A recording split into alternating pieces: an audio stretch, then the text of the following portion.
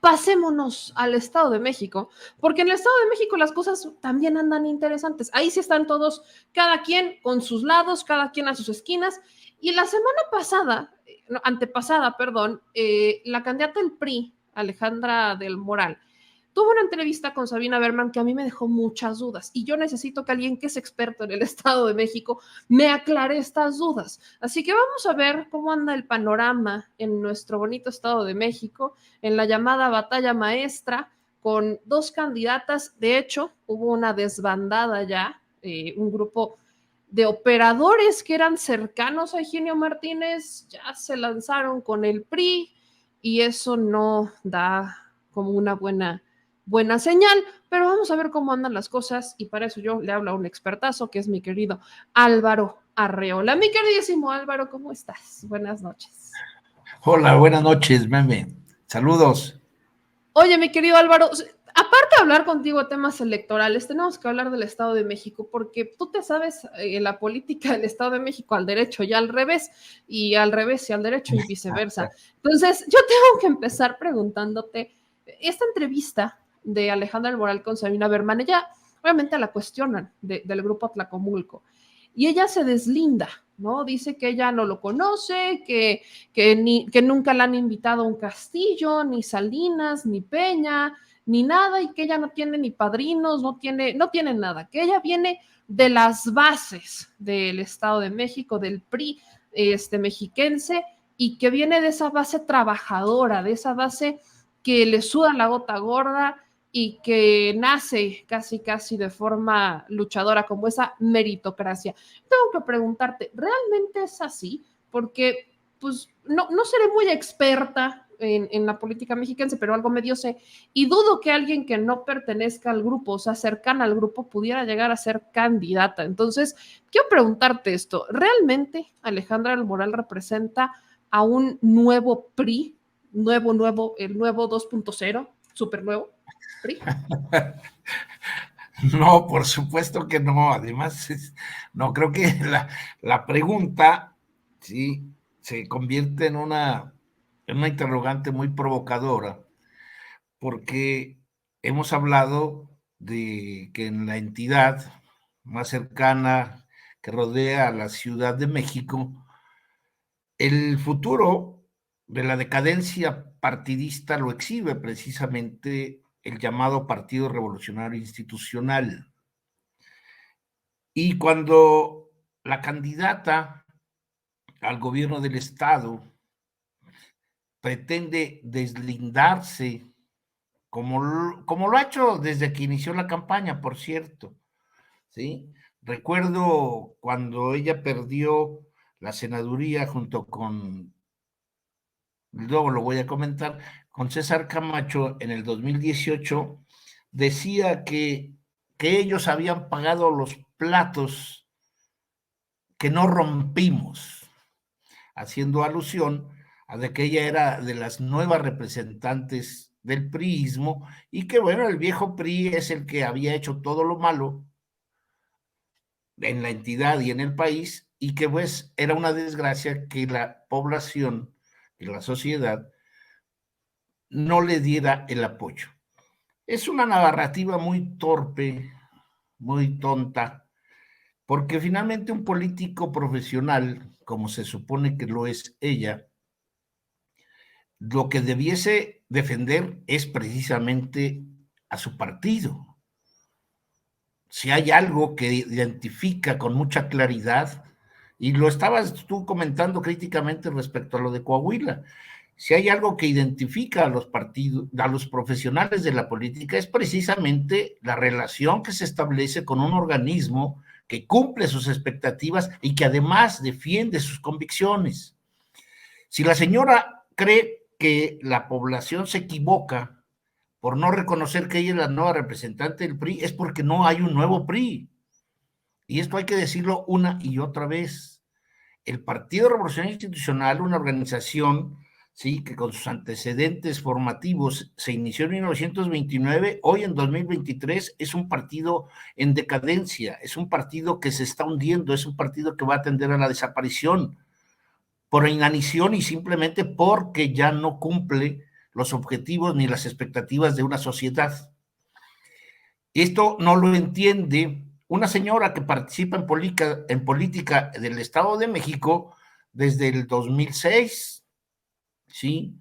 Aspiró a la diputación local en Cuautitlán por el PRI, fue directora de Relaciones Internacionales, ¿sí? El director de Relaciones Internacionales del Estado de México, cuando era gobernador precisamente Enrique Peña Nieto.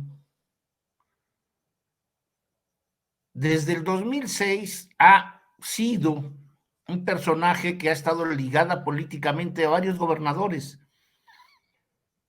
Peña Nieto principalmente, exgobernadores como César Camacho, como Erubiel Ávila, ¿sí?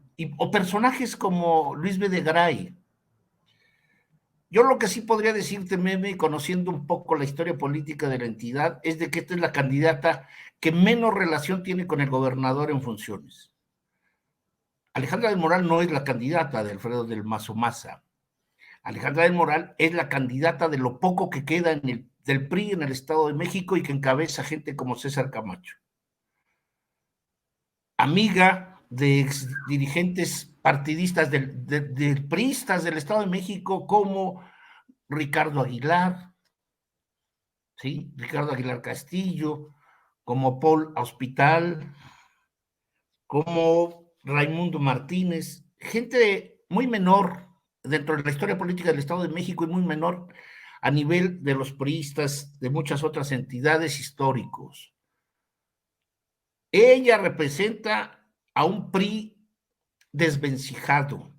Ella representa a un PRI derrotado en 2017, porque además ella era la responsable de la campaña del entonces candidato Alfredo del Mazo, que debemos recordarle a todos, en 2017 el PRI perdió frente a Morena. Se hizo gobernador Alfredo del Mazo por la coalición y alianza que se estableció con el Partido Verde. Si no, no hubiera llegado a la gobernatura. Entonces, representa sí a un PRI que viene a menos, un PRI que está estoicamente todavía parado en un solo pie y que su derrumbe será total tanto en las elecciones del Estado de México como en Coahuila, a pesar de lo que la bufonada política está haciendo de Coahuila. Entonces creo que por ahí está la verdadera realidad. O sea, la señora tiene que aceptar que paga los platos que su partido históricamente, ¿sí?, ha roto. Y que hacer una campaña como la que viene haciendo desde los primeros días de que se inició esta en abril, insistiendo en que se tiene que reconciliar a los mexiquenses. Meme, el Partido Revolución Institucional es el partido en el poder desde 1945 en el Estado de México. ¿A quién va a reconciliar si ella es la candidata de ese partido? Se peca de valiente. ¿Valiente por participar en dónde? Por participar en una entidad en donde los ejemplos mayúsculos de la corrupción política entre empresariado y políticos es el tono máximo de la historia política de este país. ¿En dónde se va a reconciliar y de dónde está la aventura y la valentía? Es una campaña muy bofa, llena de despropósitos y que además lo vamos a comprobar si se presenta el debate en el 20 de abril, en donde algo más parecido a Lili Telles no veo que aparezca. Ella sí lo va a hacer. Entonces, el modelo de debate que ahora en México existe debiese desaparecer, no sirve, y menos cuando los moderadores intervienen también para que se les aplaudan o no. Creo que es un debate insulso. Creo que los debates tuvieron una efectividad Posiblemente el único que haya funcionado en la historia política de este país fue el de 1994, ¿no? Creo que fue el que realmente marca un aquí y ahora, y que después lo único que ocurrió fue la desventura. Ni los institutos electorales han podido organizar algo serio, ni los partidos políticos se preocupan por estudiar o hacer que estudien sus candidatos, y lo único que se presentan son generalidades y mucha incultura. Oye, Pero Álvaro, sí. ahorita justo tocabas temas que considero muy importantes sobre el Estado de México, pero por ejemplo, si Alejandra del Moral no es la candidata del Mazo y es la candidata de una, pues llamémosle como medio vieja guardia priista, ¿cómo queda Alfredo del Mazo? Porque lo han, la neta es que sí sus propios simpatizantes, aliados o como le quieran llamar, lo han atacado por de alguna manera ser servicial al proyecto de Morena. Y en algún punto, Alejandra del Moral fue funcionaria de Alfredo del Mazo. Eso de haber sido funcionaria fue como para cumplir con estos 10 mandamientos priistas de antes de que te lances como candidata, te vamos a poner en el control de los programas sociales para que empieces a hacer tu campaña desde allá, en meramente trámite, y Alfredo del Mazo se vuelve como un cero a la izquierda. O sea, me queda claro que ella ya llega desprestigiando su propio partido, no lo defiende, se deslinda de él, habla de una división con Alejandro Moreno Cárdenas, como que de alguna manera intenta decir, esos platos rotos son de ellos, no son míos, yo no rompo ni un plato, yo estoy limpia como si nada me pasara, pero pues si ahí están, ¿no? Ni modo, ¿qué hago con ellos, no? Como que, pues chan chan. Y, y de alguna manera ya llega con un discurso de es que el PRI está mal, sin decir que el PRI está mal. Entonces, ¿cómo deja esta entrevista, por ejemplo, estas declaraciones de Alejandra del Moral al PRI que la puso como candidata?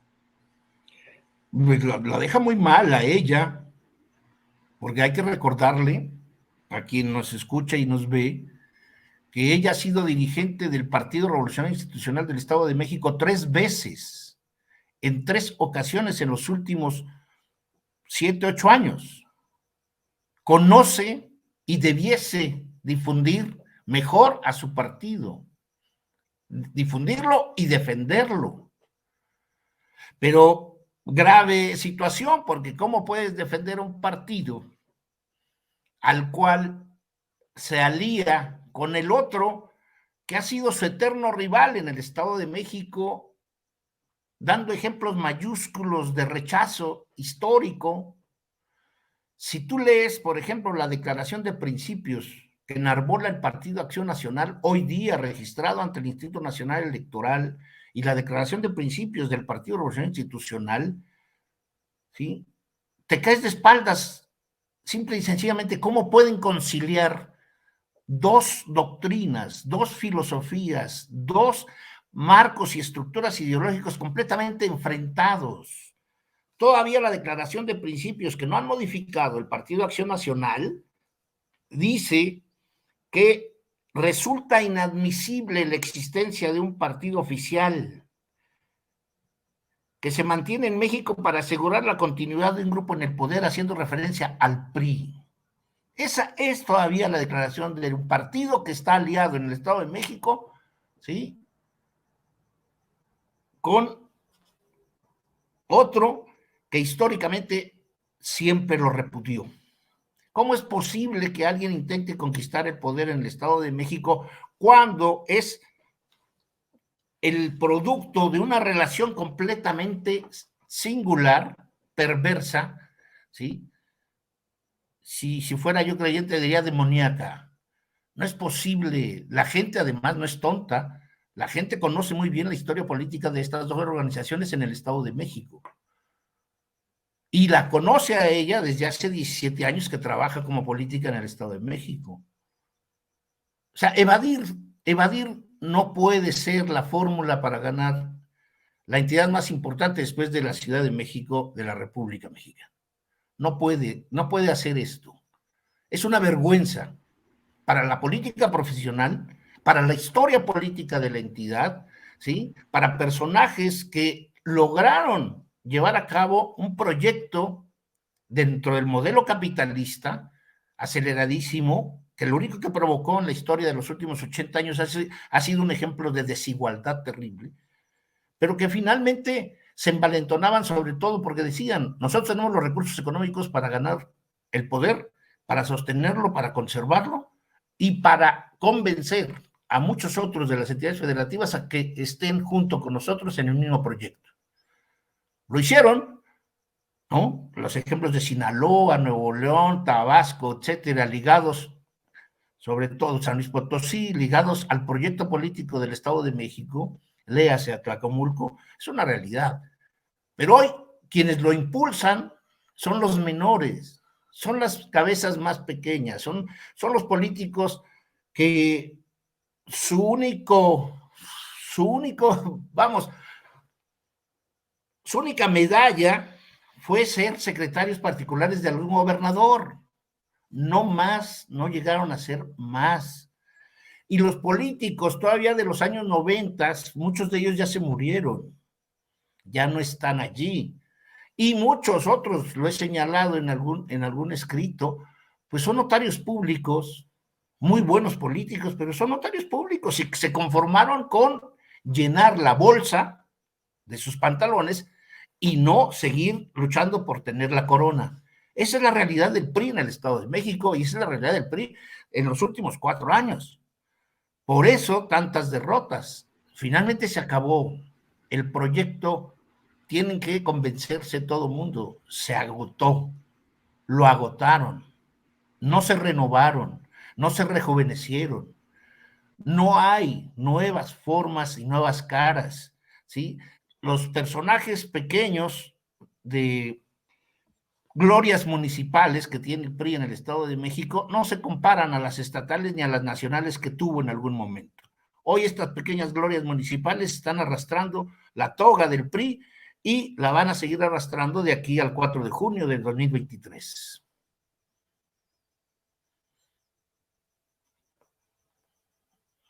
Pregunta del PRI. Esta elección del 2023 es una de las elecciones más importantes, la más importante previo al 2024. Si el PRI pierde el Estado de México y pierde Coahuila, ¿cuál es el escenario para el PRI? Deja el 2024, los años posteriores. Y si llegara a perder solo uno de los dos estados, queda igual que si perdieran los dos. O sea, yo sí quiero saber cómo está un poco confuso, o sea, cómo quedaría el PRI en el futuro, sea cual sea el resultado electoral que le espere en las elecciones del 2023. Bueno, dos cosas.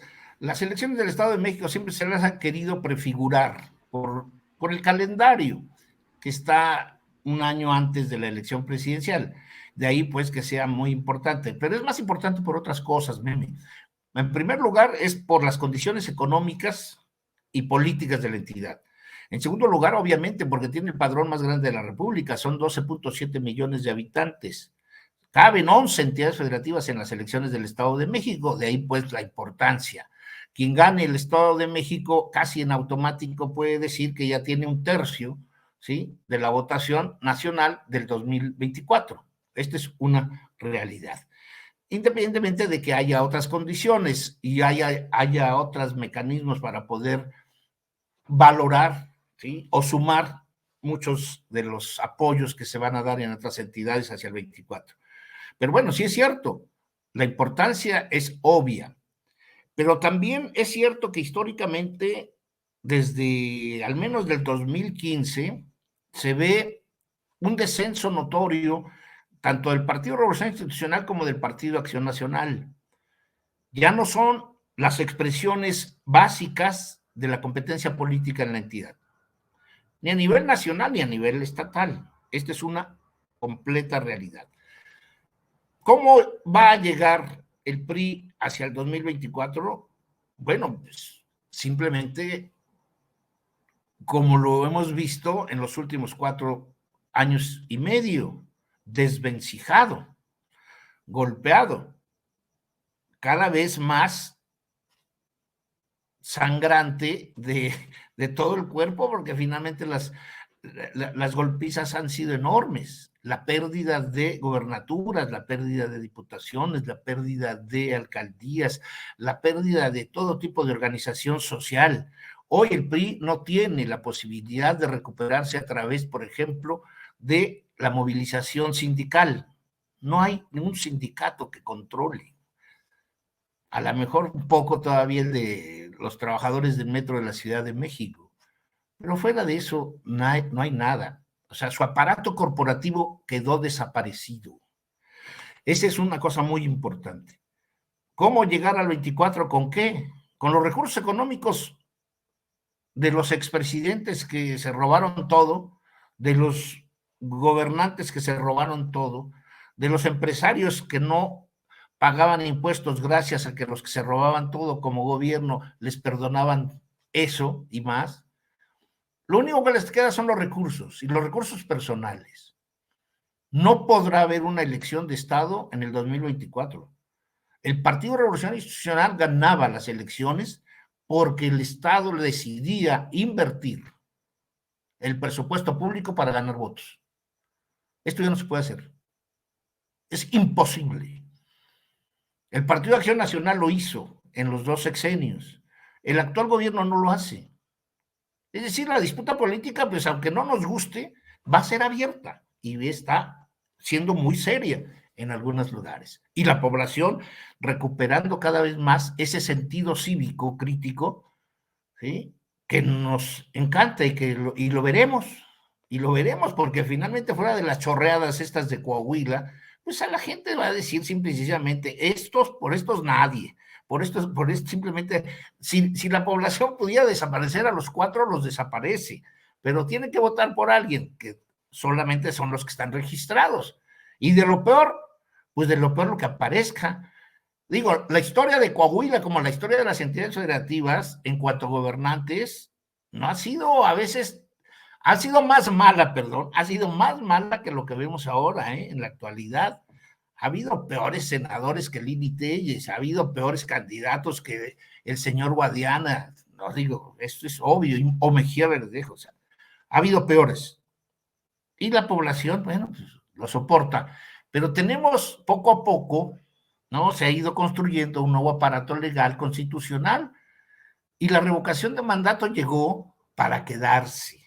Y la revocación de mandato será el mejor mecanismo que se instrumentará en los próximos tiempos para que estos señores, ¿no? Que se solazan de que les regalaron su sombrero, un exboxeador maravilloso, bueno, pues, también podamos nosotros decir, a ver, pónganle mejor una cachucha de beisbolista, porque ya no. Este ya no da. Oye, mi querido Álvaro, bueno, creo que es un buen escenario para que la gente lo tome a consideración. Y ahora, lejos de hablar del PRI, te voy a preguntar de Morena, ¿no? Sobre todo Estado de México. Movimiento Ciudadano se echa para atrás antes de que empiece la contienda y algunos, no sé cuántos, votos pudieran llegar a sumársele a Morena. Y hubo incluso quienes dijeron que el hecho de que Movimiento Ciudadano se bajara antes ya representaba decir, sin tener que decirlo, pues que mis votos mejor se vayan con Morena, que se queden con el PRI. Pero también en los últimos días se han dado movimientos interesantes, se han dado 2 desbandadas. Una donde varios simpatizantes del PRD dicen rechazar a Ricardo Anaya y se van a Morena, y otra donde un exdiputado federal de Texcoco, un coordinador político de Higinio Martínez y operador de Morena, algunos del Partido Verde, dejan la campaña de la maestra Delfina y se van al PRI con Alejandra del Moral. Entonces, con estos movimientos y con este escenario, ¿qué tanto se mueve la ventaja que lleva Delfina Gómez rumbo a las elecciones del Estado de México? Habrá que verlo en los próximos días, pero lo que sí es cierto es de que el aparato electoral histórico del Partido Revolucionario Institucional y Acción Nacional es conocido por todo este grupo que rodea, ¿sí? Y que protege a Delfina Gómez. O sea, gente como Horacio Duarte y como Higinio conocen muy bien al PRI y al PAN desde 1988 en el Estado de México, sobre todo porque ellos han competido, han ganado, han perdido, conocen el aparato electoral fraudulento del Estado de México. Son ellos los que mejor pueden, obviamente, detener, controlar todas y cada una de las maneras tradicionales típicas al actuar de estos partidos. Pero repito, ya no tienen los recursos. Número dos, la estructura que tiene en el oriente el Morena pues es muy fuerte, muy importante.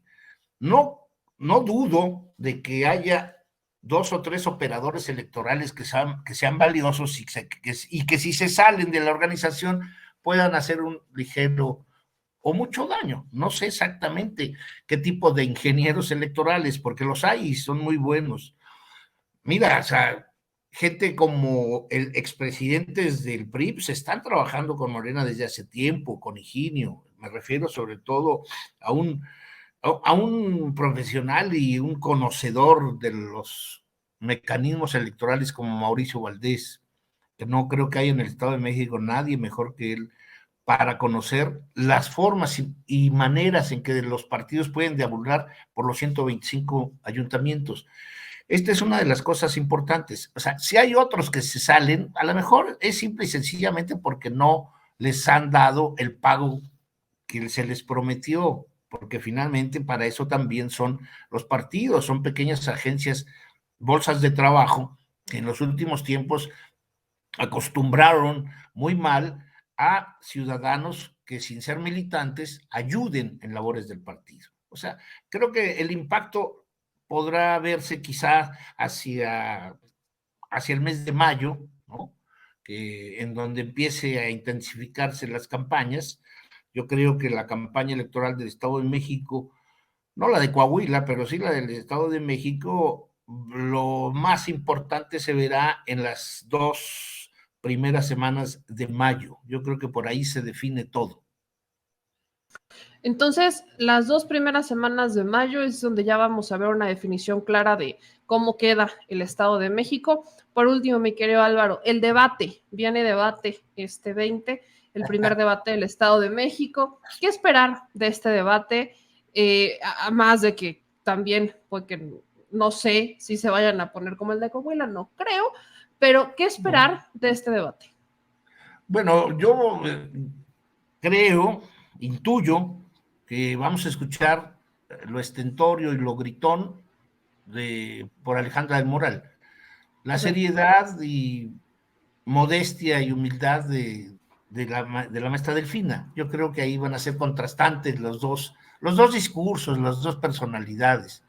Ahora, los temas son importantes y me parece que en los temas sí perdió totalmente el PRI. Porque si no estoy mal, después de revisar algunas cosas, creo que son 4 grandes temas. Uno es el combate a la corrupción, otro es la violencia de género, los servicios públicos y cultura y recreación. En combate a la corrupción, bueno, Delfina tiene que arrasar ahí 10-0.